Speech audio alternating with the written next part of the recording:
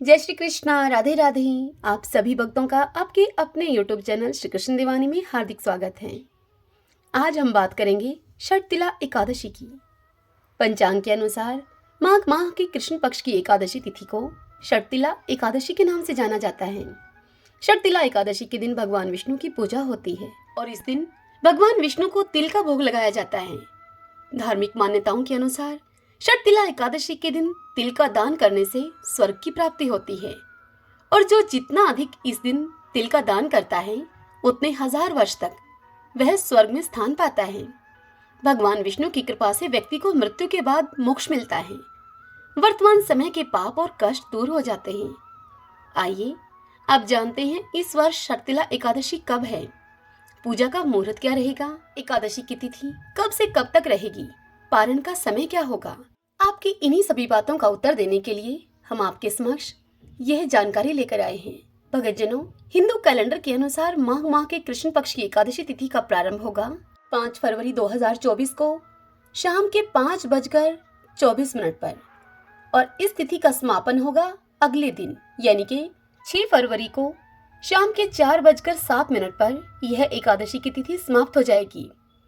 उदया तिथि के आधार पर षटतिला एकादशी का व्रत 6 फरवरी दिन मंगलवार को रखा जाएगा।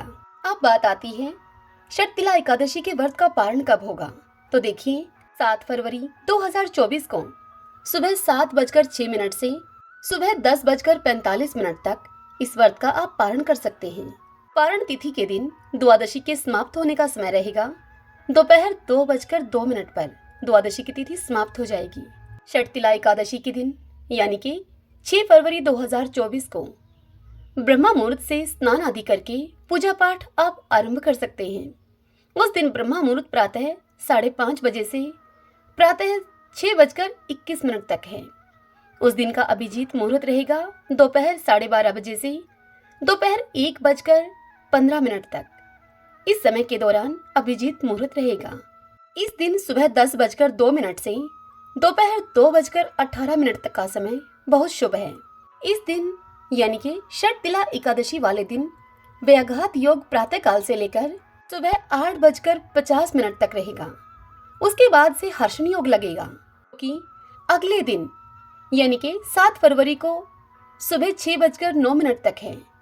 उस दिन ज्येष्ठा नक्षत्र प्रातः काल से लेकर सुबह 7:35 तक रहेगा। उसके बाद से मूल नक्षत्र है। आइए अब हम जानते हैं षटतिला एकादशी व्रत के 5 महत्व। षटतिला एकादशी क्यों है इतनी महत्वपूर्ण, तो आइए जानते हैं। सबसे पहली बात तो यह है कि षटतिला एकादशी का व्रत करने से सभी पापों से मुक्ति मिलती है। दूसरा, भगवान विष्णु की कृपा पाने से व्यक्ति को जीवन के अंत में वैकुंठ धाम में स्थान प्राप्त होता है।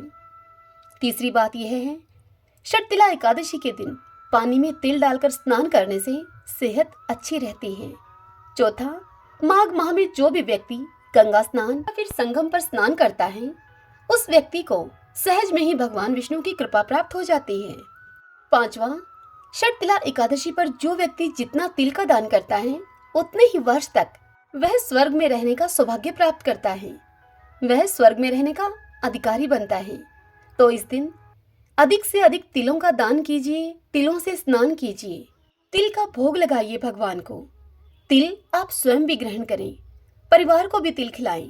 आइए अब हम षटतिला एकादशी की व्रत कथा को सुनते हैं।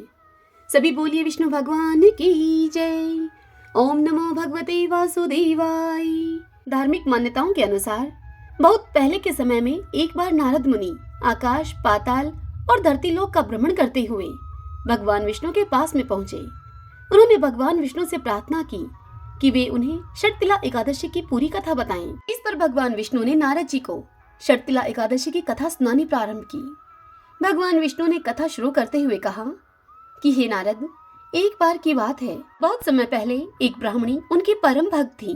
वह ब्राह्मणी पूरे विधि विधान से व्रतों के नियमों का पालन करते हुए अपने व्रत और उपवास को पूर्ण किया करती थी। ब्राह्मणी ने एक बार पूरे 1 महीने तक व्रत किया। इतने लंबे समय तक व्रत करने की वजह से वह ब्राह्मणी काफी दुबली और कमजोर हो गई, लेकिन व्रत की वजह से उस ब्राह्मणी का शरीर शुद्ध हो गया।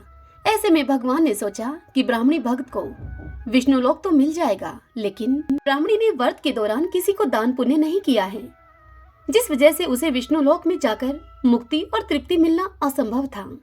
भगवान विष्णु ने ब्राह्मणी की तृप्ति के लिए खुद एक भिखारी का रूप बनाया और उनके घर पर भिक्षा लेने के लिए पहुंच गए। भिखारी बने हुए भगवान ने ब्राह्मणी के द्वार पर पहुंचकर भिक्षा के लिए आवाज लगाई।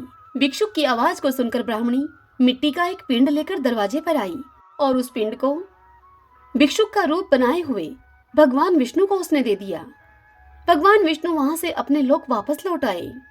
मृत्यु के बाद वह ब्राह्मणी विष्णु लोक पहुंची, जहां पर उसे एक आम का पेड़ और एक कुटिया मिली रहने के लिए, किंतु उस कुटिया में ब्राह्मणी के भोजन के लिए कोई धन धान्य नहीं रखा था। खाली कुटिया को देखकर ब्राह्मणी बड़ी चिंतित हो गई। तब उसने पूछा कि उसने सभी व्रत विधान से किए, फिर उसे खाली कुटिया और यह आम का पेड़ क्यों मिला। तब भगवान विष्णु ने उससे कहा कि तुमने अपने जीवन काल में कभी भी किसी को अन्न या फिर धन का दान नहीं किया, इस कारण से तुम्हें यह दंड मिला है। फिर उसने श्री हरि से क्षमा याचना की और मुक्ति का उनसे उपाय पूछा। तब विष्णु भगवान ने उस ब्राह्मणी को बताया कि तुम अपनी कुटिया का द्वार बंद कर लेना। जब देव कन्याएं तुमसे मिलने के लिए तुम्हारे पास आएं, तो तुम उनसे षटतिला एकादशी व्रत की विधि पूछ लेना। जब वे षटतिला एकादशी व्रत की विधि तुमको बता दें, तभी तुम द्वार खोलना उनके लिए।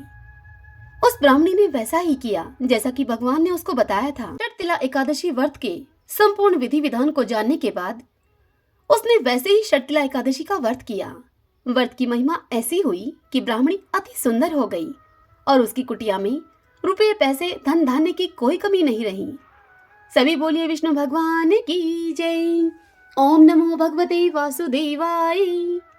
आशा करती हूँ यह जानकारी, यह व्रत कथा आपके लिए उपयोगी रहेगी। यदि ऐसा हो तो इस वीडियो को आप लाइक करें और कमेंट बॉक्स में विष्णु भगवान की जय लिखिएगा।